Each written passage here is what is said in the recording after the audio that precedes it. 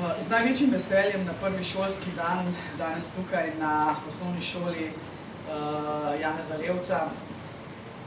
Kaj naj rečem? Želim prvošolčkom in prvošolkam res en lep, čudovit dan, ampak tudi vse naslednje. Naj vam bo, spoštovane prvošolke in spoštovani prvošolci, v šolah lepo, da nam bo vsem skupaj lepo, torej tudi staršem, učiteljicam in učiteljem, pa moramo sami garati, da tako bo.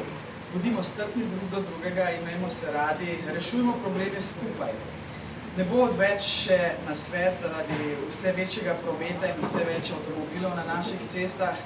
Naj prvošolke in prvošolci nosijo rumene rutice, tudi vsi ostali v prvi triadi, ne bo čisto nič narobe, kresničke, čelade, če se gre na kolo.